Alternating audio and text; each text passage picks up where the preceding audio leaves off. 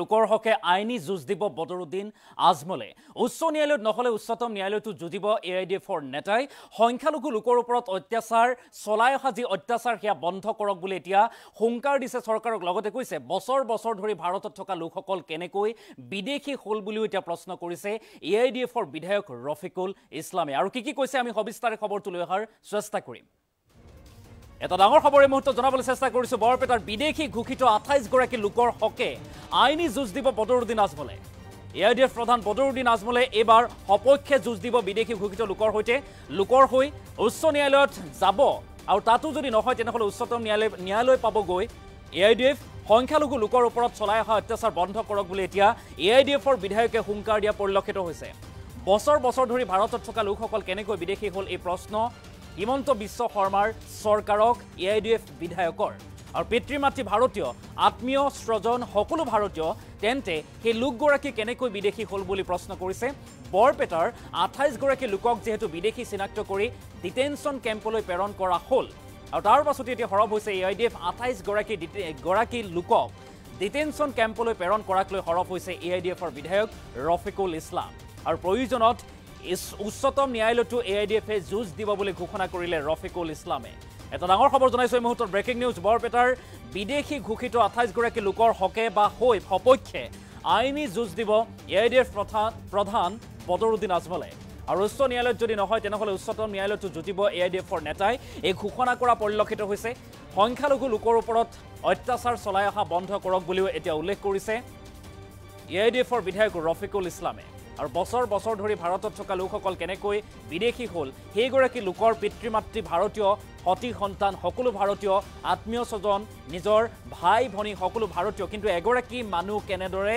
বিদেশী হ'ব পাৰে কেনেদৰে বিদেশী চিনাক্ত কৰিলে বুলিও এতিয়া প্ৰশ্ন কৰিছে ডিটেনশন কেম্পলৈ যেতিয়া লৈ যোৱা হৈছিল তেতিয়া দেখিবলৈ পোৱা গৈছিল এক দুখৰ দৃশ্য দেখিবলৈ পোৱা গৈছিল বুলি দাবী কৰিছে এইগৰাকী ৰফিকুল ইছলামে কৈছে আত্মীয় স্বজন সকলোৱে হিয়া ঢুকৰি কান্দিছিল যে মোৰ মানুহজনক লৈ গৈছে মোৰ পিতৃক লৈ গৈছে মোৰ ভাতৃক লৈ গৈছে গতিকে দুখত বিহ্বল হৈ পৰা পৰিলক্ষিত হৈছিল লোকসকল আৰু সেই যি দৃশ্যাংশ আছিল সেই দৃশ্যাংশ একেবাৰে মৰ্মাহত আছিল মৰ্মান্তিক আছিল বুলি দাবী কৰিছে এইগৰাকী ৰফিকুল ইছলামে আৰু তাৰ পাছতে কৈছে এতিয়া সেই সকল লোকৰ হৈ এআইডিএফ তথা আজমলে বদৰুদ্দিন আজমলে উচ্চ ন্যায়ালয়ৰ কাষ চাপিব অন্যথা তাতো যদি নহয় তেনেহলে উচ্চতম ন্যায়ালয় পাবগৈ বুলি উল্লেখ কৰিছে লগতে মুখ্যমন্ত্ৰী ডক্টৰ হিমন্ত বিশ্ব শৰ্মাৰ চৰকাৰক কৈছে সংখ্যালঘুৰ ওপৰত অত্যাচাৰ কৰা বন্ধ কৰক বছৰ বছৰ ধৰি ভাৰতত থকা লোকসকল কেনেকৈ বিদেশী হল বুলি এটা তীক্ষ্ণ প্ৰশ্ন কৰিছে হিমন্ত বিশ্ব শৰ্মাৰ চৰকাৰক এইগৰাকী এআইডিএফৰ বিধায়ক ৰফিকুল ইছলামে আৰু কি কৈছিল মন্তব্য আছে আমি সেই মন্তব্য আগবঢ়াইছো আপোনালোকে দেখিছে যোৱাকালি বৰপেটা এটা কৰুণ ঘটনা হৈছে 28 জনকৈ ব্যক্তি তেখেতসকলক বিভিন্ন থানাৰ পৰা উঠাই আনিছে বৰপেটা এছপি অফিচত আনিছে আৰু বৰপেটাৰ পৰা তেখেতসকলক ডিটেনশন কেম্প গোৱালপাৰালৈকে যোৱাকালি পঠাইছে বহুকেইজনী বৃদ্ধা মহিলা আছে বহুকেইজন বয়োজ্যেষ্ঠ পুৰুষ আছে মধ্যম বয়সৰ পুৰুষ বহুকেইজন আছে 28 জন এই ব্যক্তিসকলক পঠাইছে আপোনালোকে দেখিছে এই ব্যক্তিসকলৰ ল'ৰা ছোৱালী ভাই ভনী নাতি নাতিনেক গাঁওবাসী আত্মীয় স্বজন সব আহি কন্দাকাটা কৰিছে ৰাস্তাত তেখেতসকলে আপোনালোকে দেখিছে কি কৰুণ ঘটনা আছিল যদি এই ব্যক্তিসকল বিদেশী হলহেঁতেন বিদেশী ব্যক্তিৰ পিছত কোনে কান্দিব আমি বিদেশীৰ পক্ষত নহয় এটা কথা ক্লিয়াৰ কৰিছোঁ বিদেশী যাব লাগে কোনোবা বিদেশী আহিলে সেইজনক ধৰি থানাত বা জেলত ৰাখিলে কান্দিবলৈ মানুহ নাথাকে নহয় কিন্তু আপোনালোকে দেখিছে পুৰা গাঁও উঠি আহিছে যিজন ব্যক্তিক গ্ৰেপ্তাৰ কৰি পঠাইছে সেইজন ব্যক্তিৰ ল'ৰা ছোৱালী ভাৰতীয় সেইজন ব্যক্তিৰ ভাই ভনী ভাৰতীয় সেইজন ব্যক্তিৰ মা দেউতা ভাৰতীয় সেইজন ব্যক্তিৰ ককা দেউতা ভাৰতীয়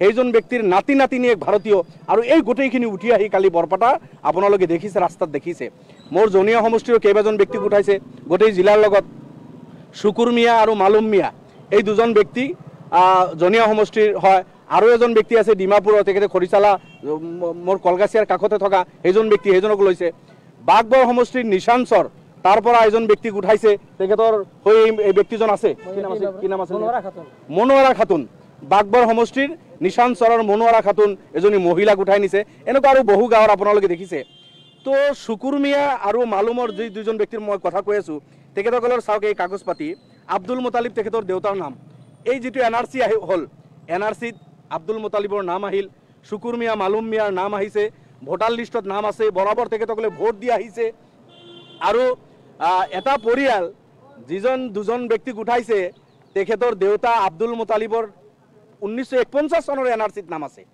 71 ভোটাৰ লিষ্টত বাপেকৰ নাম আছে, টিল টুডে সেইসকলৰ মা দেউতাৰ নাম আছে। নতুনকৈ NRC ওলাইছে, তাতেও আব্দুল মুতালিব আপোনালোকে চাব, ইয়াতে যি দুজন ব্যক্তিক উঠাই নিছে সেই দুজন ব্যক্তিৰ দেউতাৰ নাম আছে, আব্দুল মুতালিবৰ ককাই ডাঙৰ ভাই সেইজন ব্যক্তিৰ নাম আহে দেউতা আব্দুল মুতালিব, মালুম মিয়া আৰু শুকুৰ মিয়াৰ দেউতা। হয়, এই ব্যক্তিৰ নাম এই NRCত আছে, চবৰ নাম আছে। যি দুজন ব্যক্তিক গ্ৰেপ্তাৰ কৰিছে তেখেতৰ ভাই ইণ্ডিয়ান। চাওক আপোনালোকে, মোৰ চিনাকি, মোৰ ওচৰৰ, মোৰ সমষ্টিৰ এইজন ব্যক্তি মোক ভোট দিয়ে, এইজনৰ ল'ৰা ছোৱালী গোটেই ভাৰতীয়, যিজন ব্যক্তিক উঠাই নিছে তেখেতৰ ল'ৰা ভাৰতীয়, মোৰ ওচৰত থিয় হৈ আছে। গতিকে এইটো আচৰিত কথা। আমি কোৰ্টৰ ওপৰত টিপ্পনী কৰিব যোৱা নাই, কিন্তু আপোনালোকৰ যোগেদি অনাৰেবল হাইকোৰ্টৰ চিফ জাষ্টিছ, সুপ্ৰিম কোৰ্টৰ চিফ জাষ্টিছৰ ওচৰত আমি অনুৰোধ কৰিছোঁ, এই মেটাৰবিলাক চমতো ল'ব লাগে যে এখন গাঁৱৰ এজন ব্যক্তিক উঠাই ডিটেনশ্যন কেম্পত বিদেশী বুলি ৰাখি দিয়ে, ফৰেনাৰ্ছ ট্ৰিবিউনেলে বিদেশী বুলি ঘোষণা কৰে, আৰু সেইজন ব্যক্তিৰ মা দেউতা ভাৰতীয়, সেইজন ব্যক্তিৰ ভাই ভনী ভাৰতীয়, সেইজন ব্যক্তিৰ ল'ৰা ছোৱালী ভাৰতীয়, সেইজন ব্যক্তিৰ চাচা খুৰা জেঠা ককা আটাই চব ভাৰতীয়। এই চব হোৱাৰ পিছত মাজৰ পৰা এজন ব্যক্তিক কেনেকৈ ফৰেনাৰ্ছ ট্ৰিবিউনেলে বিদেশী বুলি ঘোষণা কৰে, কিহৰ ভিত্তিত ঘোষণা কৰে? এই ব্যক্তিসকলক ঘোষণা কৰিছে সাধাৰণতে 90% কেছ এক্স পাৰ্টি হৈছে। এখেতসকলে নাজানে ভোটাৰ লিষ্টত নাম আছে, ভোট দি আহিছে, এইসকল বছৰ বছৰ ভোট দিছে। 2001 পৰা 2016লৈকে তৰুণ গগৈ চৰকাৰ আছিল। এই কাৰ্যকালত আপোনালোকে দেখিছে লাখ লাখ মানুহৰ নামত তেখেতসকলে ফৰেনাৰ কেছ ফাইল কৰিছে, ৰেফাৰেল কেছ বিভিন্ন থানাত পঠাইছে, অথচ এই মানুহখিনি নাজানে থানাত বহি কোনোবা এজন ব্যক্তিৰ নামত বিদেশীৰ নামত কেছ বনাইছে।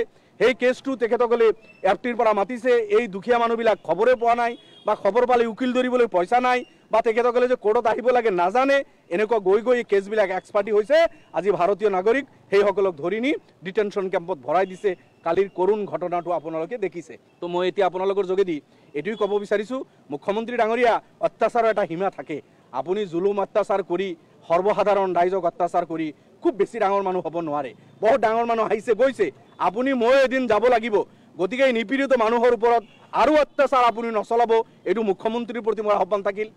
আৰু কোৰ্টক যিহেতু আমি ৰেচপেক্ট কৰোঁ, কোৰ্টৰ কোনো সিদ্ধান্ত ল'লে কোৰ্টতে যাব লাগিব। গতিকে ফৰেনাৰ্ছ ট্ৰিবিউনেলে বিদেশী ঘোষণা কৰিছে, আমি হাইকোৰ্টত যাম, হাইকোৰ্টত ফল নাপালে আমি সুপ্ৰিম কোৰ্টত যাম। আজি আপোনালোকক ঘোষণা কৰিছোঁ, আমাৰ দলৰ মাননীয় সভাপতি মৌলানা বদৰুদ্দিন আজমল চাহাব, অসম ৰাজ্যিক জমিয়ত উলামাৰ সভাপতি মৌলানা বদৰুদ্দিন আজমল চাহাব, তেখেতৰ নেতৃত্বত আমি গুৱাহাটী হাইকোৰ্টত মৌলানা বদৰুদ্দিন আজমল চাহাবৰ নেতৃত্বত মৌলানা আজমল চাহাবে জমিয়তৰ ফালৰ পৰা গুৱাহাটীত এইটো কেছ আমি ফাইল কৰিম। প্ৰয়োজন হ'লে আমি সুপ্ৰিম কোৰ্টলৈকেও যাম। ভোট দি আহিছে এইসকল, বছৰ বছৰ ভোট দিছে। 2001 পৰা 2016লৈকে তৰুণ গগৈ চৰকাৰ আছিল। এই কাৰ্যকালত আপোনালোকে দেখিছে লাখ লাখ মানুহৰ নামত তেখেতসকলে ফৰেনাৰ কেছ ফাইল কৰিছে, ৰেফাৰেল কেছ বিভিন্ন থানাত পঠাইছে, অথচ এই মানুহখিনি নাজানে থানাত বহি কোনোবা এজন ব্যক্তিৰ নামত বিদেশীৰ নামত কেছ বনাইছে। সেই কেছটো তেখেতসকলে এফটিৰ পৰা মাতিছে, এই দুখীয়া মানুহবিলাক খবৰে পোৱা নাই, বা খবৰ পালে উকিল ধৰিবলৈ পইচা নাই, বা তেখেতসকলে যে কোৰ্টত আহিব লাগে নাজানে, এনেকুৱা গৈ গৈ এই কেছবিলাক এক্সপাৰ্টি হৈছে। আজি ভাৰতীয় নাগৰিক সেইসকলক ধৰি নি ডিটেনশ্যন কেম্পত ভৰাই দিছে। কালিৰ কৰুণ ঘটনাটো আপোনালোকে দেখিছে। মুখ্যমন্ত্ৰী ডাঙৰীয়া, অত্যাচাৰৰ এটা সীমা থাকে। আপুনি জুলুম অত্যাচাৰ কৰি, সৰ্বসাধাৰণ ৰাইজক অত্যাচাৰ কৰি খুব বেছি ডাঙৰ মানুহ হ'ব নোৱাৰে। বহুত ডাঙৰ মানুহ আহিছে গৈছে, আপুনি মই এদিন যাব লাগিব। গতিকে এই নিপীড়িত মানুহৰ ওপৰত আৰু অত্যাচাৰ আপুনি নচলাব, এইটো মুখ্যমন্ত্ৰীৰ প্ৰতি মোৰ আহ্বান থাকিল। কোৰ্ট কাছাৰীতো মই নাভাবোঁ যে কোৰ্ট কাছাৰী ৰাজনীতি কোনো নেতা বা কোনো চৰকাৰৰ হাতৰ পুতলা হ'ব লাগে বা হ'ব বুলি মই বিশ্বাস নকৰোঁ। কিন্তু মুখ্যমন্ত্ৰীটো চেষ্টা কৰে, আপোনালোকে জানে আমাৰ মুখ্যমন্ত্ৰী তেখেতে ক'ত হস্তক্ষেপ নকৰে। তেখেতৰ যদি চলে তেখেতে কি নকৰিব? তেখেতৰ কামে জুলুম কৰা, মুছলমানক অত্যাচাৰ কৰা, এইটো তেখেতে 1 পইণ্ট এজেণ্ডা লৈ চলি আছে। তেখেতৰ ডেভেলপমেণ্টত ফেইল হৈছে, ডেভেলপমেণ্ট কৰিব পৰা নাই, সকলো জাতি জনগোষ্ঠীক জাষ্টিছ দিব পৰা নাই। তেখেতে আপাৰ আছামত বহুত বিক্ষোভ হৈছে, 6 জনগোষ্ঠী জনজাতি কৰা নাই, কোচ ৰাজবংশীক আজি জনজাতি তেখেতে কৰা নাই, এইসকলক বঞ্চিত কৰি আছে। এইবিলাক আন্দোলনৰ উকমুকনি দেখি গোটেই মিয়া জনগোষ্ঠী, মিয়া এইসকল অসমীয়া, সেইসকল অসমীয়া ভাৰতীয়, তেখেতসকলৰ পিতৃপুৰুষে তেজ দিছে ৰাষ্ট্ৰ স্বাধীন কৰাৰ কাৰণে। মই বিধানসভাত কৈছোঁ এই কথাখিনি। গতিকে এতিয়া মুখ্যমন্ত্ৰীৰ 1 পইণ্ট এজেণ্ডা, মুছলমানক হাৰাশাস্তি কৰিলে তেখেতে ভাবিছে মোৰ আপাৰ আছামত ভাল হ'ব, মুছলমানক হাৰাশাস্তি কৰিলে মোৰ ভোট বাঢ়িব। নাবাৰে। মুখ্যমন্ত্ৰী ডাঙৰীয়া, অসম ৰাজ্যত হিন্দু হওক মুছলমান হওক এতিয়াও 90% নিৰপেক্ষ মানুহ আছে বুলি আমি ভাবোঁ, আৰু সেইসকলে আপোনাৰ এই লেতেৰা ৰাজনীতি ভাল নাপায়। এইটোতো বিজেপিৰ এজেণ্ডা। এই 28জন মানুহৰ 20জনৰো অধিক আছে যিসকলৰ 2001 পৰা 16লৈকে তেখেতসকলৰ নামত এই ফৰেনাৰ্স ট্ৰিবিউনেলত মানে কেছ ৰেজিষ্টাৰ হৈছে।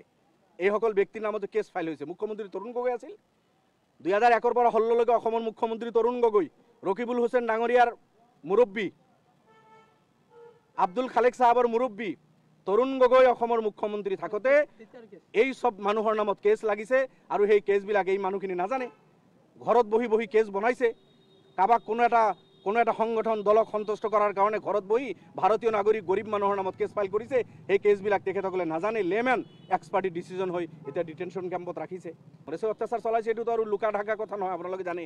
একেবাৰে নেলি গহপুৰৰ পৰা আৰম্ভ কৰি BTADৰ ঘটনাৰ পৰা আৰম্ভ কৰি বৰপাটা কাণ্ড NRCত লৈ যিটো আৰম্ভ হ'ল, সেই সব কাণ্ড বা 3.5 লাখ মানুহৰ নামত 2001 পৰা 16লৈকে 3.5 লাখ ভোটাৰ ভাৰতীয় নাগৰিক মুছলমান, সেইসকলৰ নামত ৰেফাৰেল কেছ বিদেশী ন্যায়াধিকৰণত তেখেতসকলে ফাইল কৰাইছে, পুলিচক হতুৱাই। এইবিলাক কংগ্ৰেছৰ কাৰ্যকালত হৈছে। এতিয়া কংগ্ৰেছটো নাই, এইটো কংগ্ৰেছ এতিয়া আৰু কংগ্ৰেছ বেছি মই সমালোচনা কৰিব বিচৰা নাই। কংগ্ৰেছে এই সব কৰিতো চেছে হৈ গৈছে, অসমত নাই। এতিয়া বিজেপি আহি কংগ্ৰেছতকৈ আৰু 2 গুণ চৰা, বিজেপি আহি কংগ্ৰেছতকৈ আৰু 2 খাপ বেছি উৎপাত কৰি আছে, উৎপীড়ন কৰি আছে। গতিকে কংগ্ৰেছ আৰু বিজেপি এই মেটাৰবিলাকত একেই। হেমন্ত বিশ্ব কংগ্ৰেছৰ পৰাই আহিছে, তাৰ পৰাই শিকি অহা কামখিনি এতিয়া ইমপ্লিমেণ্ট কৰি আছে। তেখেতে জানে যে কংগ্ৰেছৰ পিৰিয়ড মুছলমানৰ কি ক্ষতি কৰি থোৱা হৈছে, কি মুছলমানৰ বিৰুদ্ধে ৰেজুলেশ্যন লৈ থোৱা হৈছিল, এই কথা বাৰ্তাবিলাক হেমন্ত বিশ্ব খুব ভালদৰে জানে। কংগ্ৰেছত 20 বছৰ আছিল, এতিয়া বিজেপিত আহি সেই সব খুচৰি ওলাই মুছলমানক হাৰাশাস্তি কৰি আছে। আপোনালোকে দেখিছে।